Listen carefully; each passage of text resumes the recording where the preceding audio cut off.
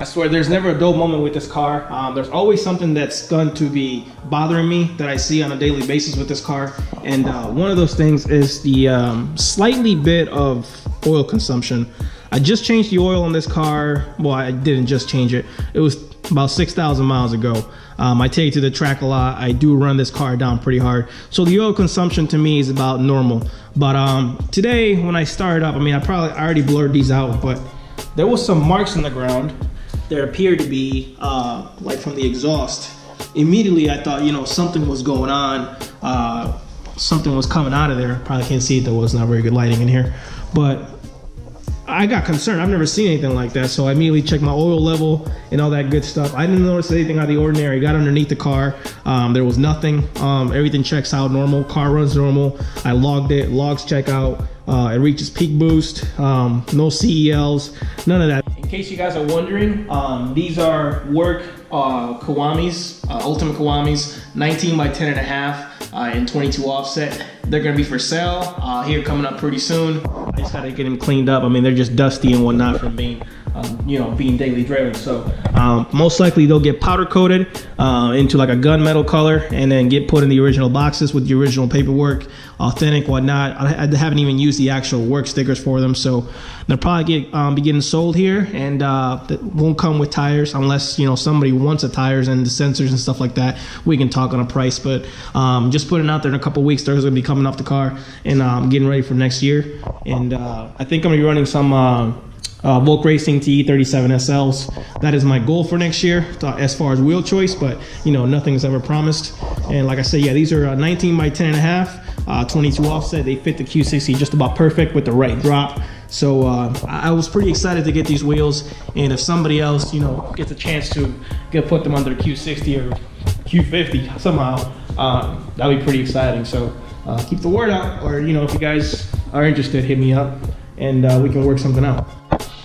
One of my biggest disappointments on this car is the fact that we have a plastic oil pan. As you can see, I hit something the other day on the highway. It was like a piece of debris from a semi truck, and I completely destroyed this bottom guard thing that protects everything else from, you know, debris getting in and dirt and all that stuff. So I have to change this piece out, especially with winter coming out. I mean, it's really not that strong, but I know there's like a metal one they sell out there. I might have to upgrade to that one. But as you can see, my oil pan, you guys maybe not can see it, but I have a small dent in it, and I'm a little concerned that you know, it could start leaking oil in the future, or you know, it could be damaged or further getting damaged. So that's something I'm gonna have to be very careful with. So yeah, Infinity, I don't know what the hell you were thinking, but please stop making plastic oil pans. Get back to making the iron ones. So I just took off the top of the AMS Performance intake, and what I did is I'm cleaning the filter and checking for any oil and the turbo hoses and all that other stuff, and it doesn't look like there's really any blow by or any of that stuff like that. So it's looking good, just, you know, really dirty. I got the filter over there. I'm gonna go check it out here in a second, but for the most part, it looks pretty clean. I'm just gonna clean all this dirt and debris out, make sure spray some AMF cleaner on there, make sure everything's good to go. Just basic maintenance, guys. After about, I don't know, 3,000 miles, the filter looks pretty good still. There's no issue whatsoever. These things sound phenomenal. Pretty, by the way. If you install these, some people have ran these without the shroud or without even the top part. They say it sounds really loud, but don't do that. Just run it the way it was meant to be ran. But yeah, I'm looking through the filter. It's completely dry. There's no oil, none of that stuff that people are saying on the forums. This intake system is completely fine. Yeah, just gonna clean it up and put it right back on the car. I like to point out they did a really good job by putting that little hole there on the bottom of the intake box to be able to access the clamp, to tighten down the clamp. I think that was pretty good. I'm really glad it did that, because it just made my life a whole lot easier by doing some maintenance on this thing. Guys, if you have your AMS intakes, make sure you keep track of these little things that go on the side of the shield to keep them in. Apparently I've been missing one for quite some time now. I'm not sure how long, but I only have one for the driver's side, so I got to contact them to get a spare one. And as far as the exhausting, I just heard back from a friend of mine, Derek Wooten, by the way, shout out to you, man. He says this is just pretty much soot from condensation in the exhaust because it's so cold. So it's really nothing to be alarmed about. So I'm glad everything's all good.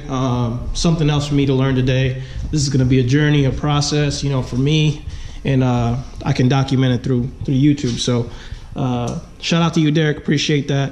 I'm gonna get back to putting these intakes back on. I'm on my second one right now. Just gonna clean them up again and put them back together. It just seems like I can't win today. You see that hole down there going into the intake shield, which comes out right there. If I can get some better lighting on it. That hole down there, which allows us to adjust the clamp from the side of the motor. I am missing that as well, so I got to reach out to those guys. Hopefully they stock those somehow, and I'm able to get that in the intake. I mean, not that it matters, it's kind of winter time anyways, but I still like to have it OCD kicking in. Now, this is my first house that I bought, and I think it's a pretty good project for me to start on. So I have a lot of things coming to do next summer that I need to do, starting with these floors. I want to get this floor cleaned up, epoxy the whole thing down, get all of the missing pieces back on there, get this place all painted, possibly cabinets. There's a crack in here from the person that used to live here, drove a truck into that support section up here. So this tube is gonna go, and I gotta get that fixed. It's all the way through back here. Houses in decent shape, but the garage doesn't look like they care much for it. So yeah, stuff like that. It's a little bit of a project. I mean, the concrete in the garage itself is in pretty good shape. There's not a whole lot to do. It just needs a little bit of cleaning. And I think epoxy lasts about 2 to 3 years. So that is my project that I'll be doing here next summer. For everyone out there coming to this call out next week in Maryland, please guys, you know, try to make it. It's gonna be a really good time. There's a lot of people going. I'm thinking about 20 to 30 people I've already counted that have said a yes. I've either booked hotel rooms or I've already took off work and stuff like that. So if you guys are planning on going, you know, shoot me a message, comment in the video below. I'd like to know who's all going for sure. We can link up and whatnot, you know, have some fun grudge racing and all that good stuff. So I'm looking forward to meeting all of you.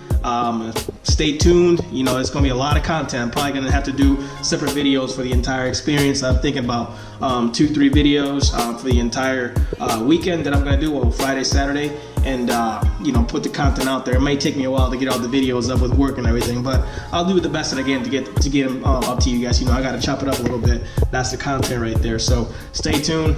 This was a short video. For some reason I panicked. I thought something was really wrong with the car, but no, everything checks out. So stay tuned and keep watching, guys. I appreciate all your support.